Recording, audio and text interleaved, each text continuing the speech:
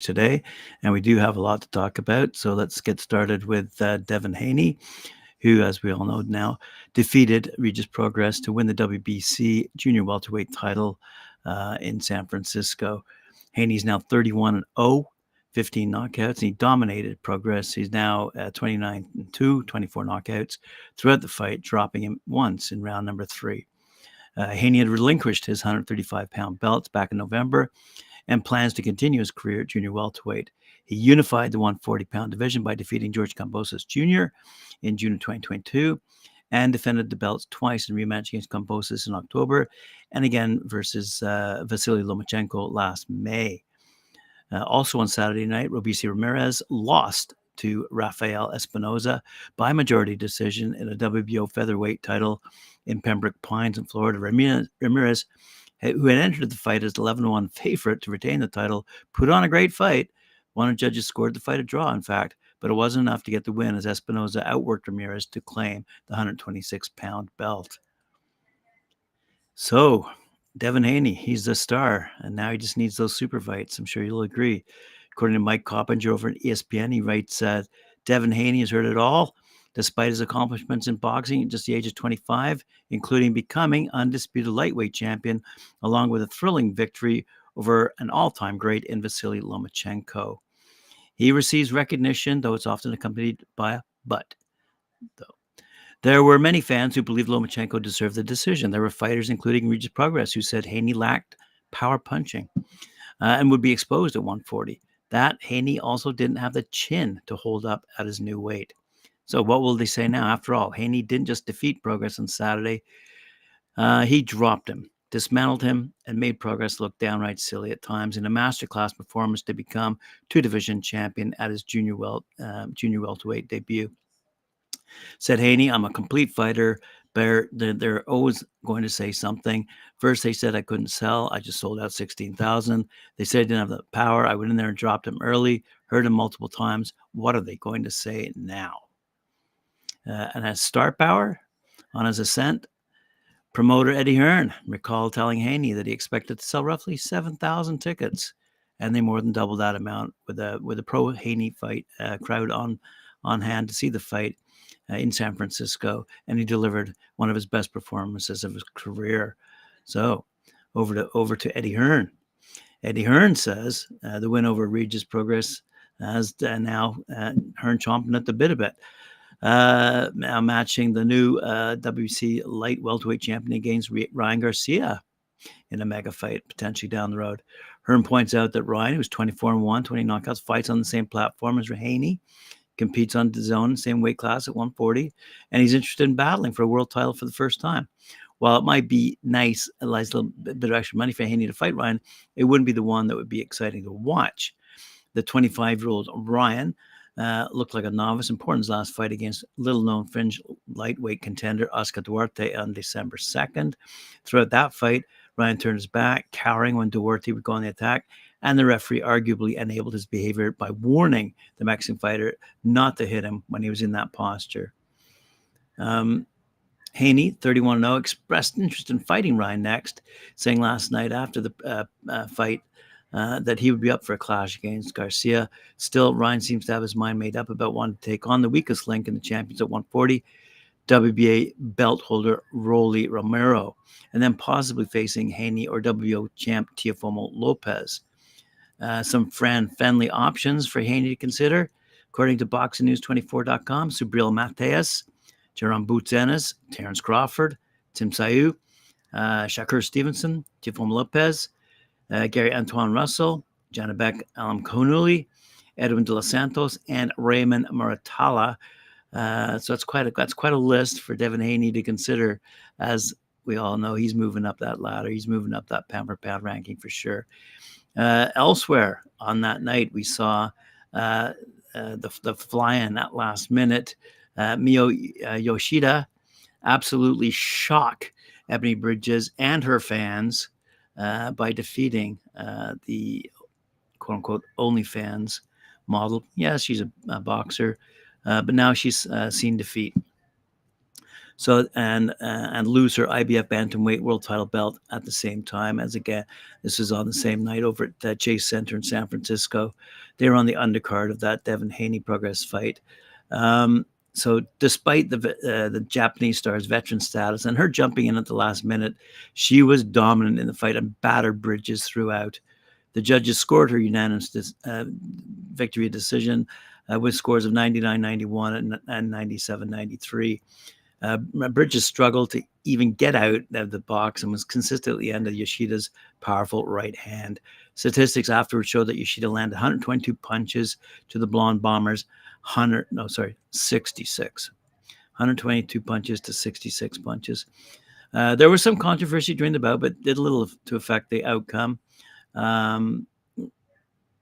Yoshida landed a controversial late shot following the bell in the fifth, but was simply symbolic of her dominance on the night.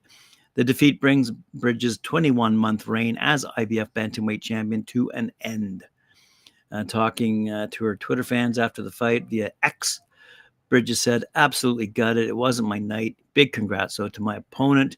She was a much better fighter tonight. Beautiful and humble, single mother. Seeing how much win that meant to her and her daughter did give me some warmth inside. A loss doesn't define me. I've not quit. It's all learning, and I'll be back better and stronger. Thank you to everyone who supports me. I love you all." So there you go.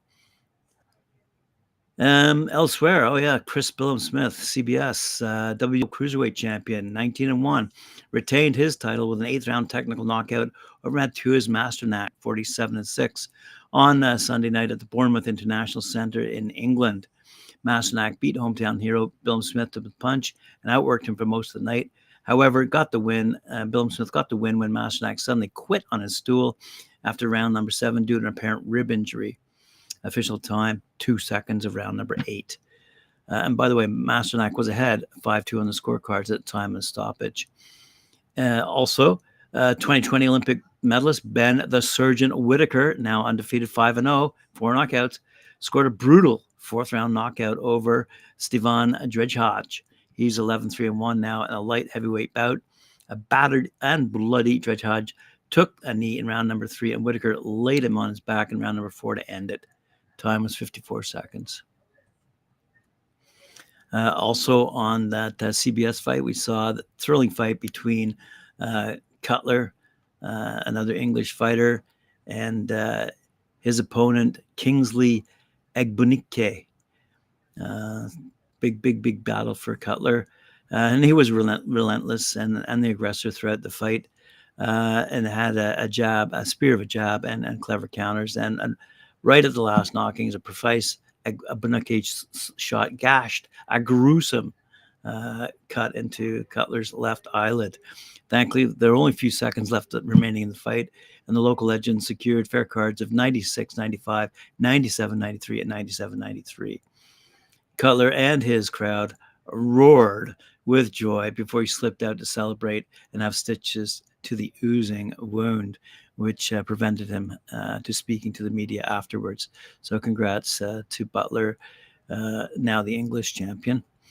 Elsewhere, back in American soil, we're going to see that Richard Torrez has remained undefeated, it seems. The 2020 Olympic silver medalist worked hard to preserve his knockout to win mark with an 8-round stoppage over Curtis Harper. Torrez let his lands go late in the fight as Harper was pinned along the ropes to prompt the stoppage at 2 minutes 3 seconds of round number 8, shown on ESPN Plus, taking place in Charles F. Dodge City in Pembroke Pines, Florida. There's a little risk of a stinker given Harper's negative fighting style at the stage of his journeyman career. The 35-year-old heavyweight spent every round plotting and refused to let his hands go. Torrez was still made to put in work for his 8th pro win, though, pushing around the heavyweight with more than 40 pounds on him. The 24-year-old from Tulare, California, was steady with his jab and caused damage with his quick left hand over the top. Harper took the punishment, where referee Samuel Burgos finally warned his counter at his corner prior to the 7th round. They need to see something to avoid a stoppage. It appeared that Harper would make it to the final bell as the fight entered the 8th and final round, But Torrez picked his spots and didn't exert himself, and also had to overcome a cut over his right eye from a clash of heads. The sight of his own blood seemed to fuel Torrez, who pinned Harper in the corner and unloaded a bushel of power shots. Harper failed to respond, which triggered the stoppage. So now Torrez is 8-0 with 8 knockouts. And this fight marked his first past 3 rounds, by the way. Elsewhere, former WBC featherweight champ Mark Magnifico Magsayo is now 25-2, 17 knockouts. He scored a spectacular third-round knockout against Isaac Avelar, 17-7, on Saturday night over at the Infinity Reality Studios in Long Beach, California. Magsayo is now fighting at junior lightweight, connected with a flush left hook that laid Avelar out cold. Check YouTube for that highlight. In a crossroads fight, former WBA cruiserweight champion Riyad Merhi, 32-3, hammered out a 10-round unanimous decision over 2016 Olympic super heavyweight gold medalist Tony Yoka, who's now 11-3 at the Stade Roland Garros stadium in Paris, France. The 6'7" Yoka tried to keep the fight at a distance with his jab against Merhi, who is listed at 5'11". Merhi was the aggressor and was able to get inside at times to land big punches. Yoka's punch output diminished as the fight progressed, with Merhi pulling away 96-94 3 times on the cards. So 3 straight losses for Tony Yoka now, while Merhi gets back into the mix after a loss to Kevin Lerena. So does that spell the end for Tony Yoka and his career? 3 straight losses. You got to wonder about that. Let's quickly jump ahead to the big fight upcoming in Saudi Arabia. It looks like the world cruiserweight champion, Jai Opetaia, will vacate his IBF title rather than forfeit a mammoth paycheck for 2 fights in Saudi Arabia.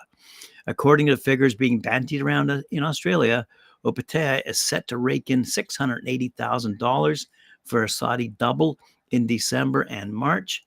Opetaia is due to fight Alice Zorro before mandatory challenger Ebanie Bridges next spring. However, the IBF is not happy with the delay.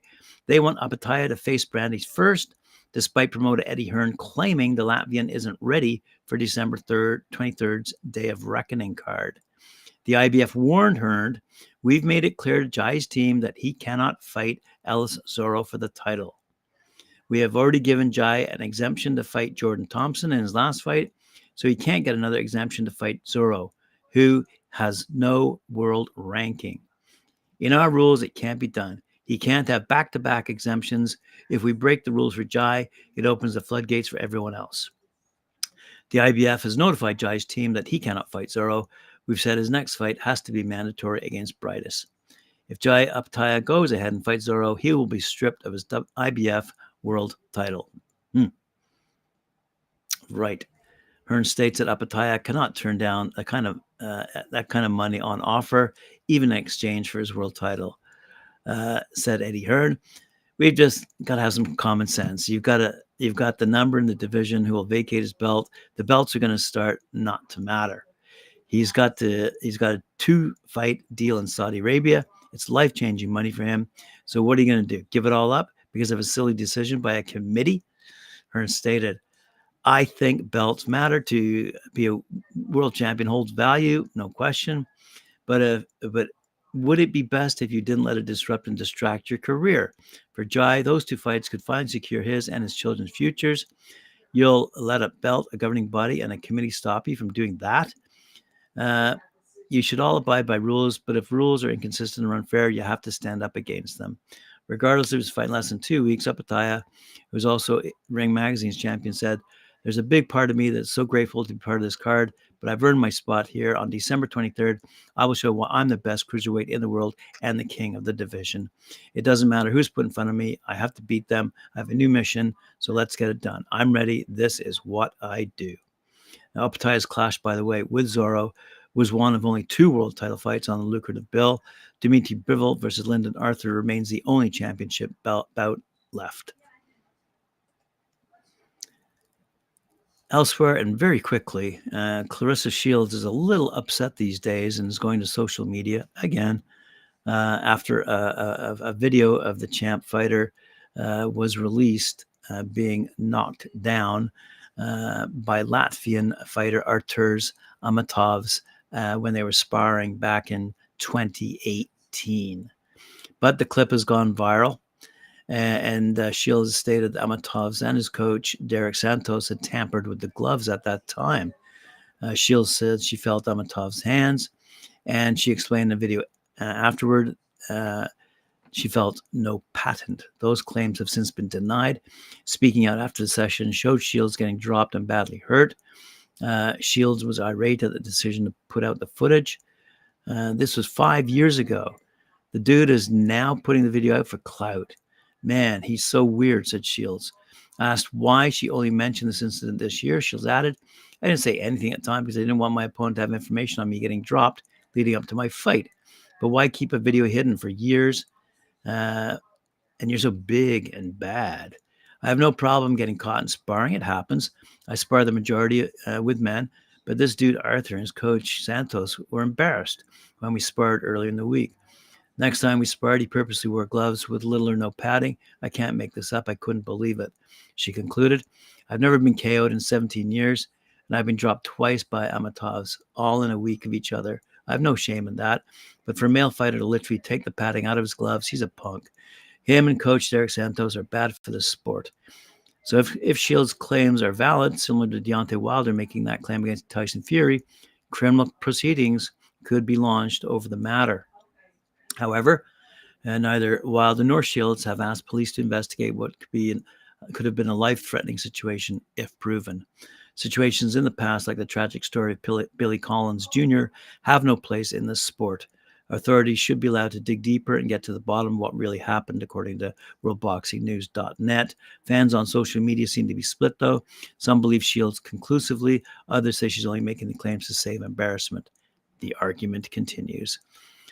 All right, boxing fans, thanks for joining me here on Talkin Fight. Appreciate it very much. Remember to like, share, subscribe, hit that notification bell. We'll see you later on at 4 p.m. when we join Mike Orr and his discussion over the knockout of the week featuring Shushu Carrington. Should be a good discussion and enjoyed by all. And then we'll see you tomorrow at 11 a.m. Eastern Time for another episode of Boxing News Today.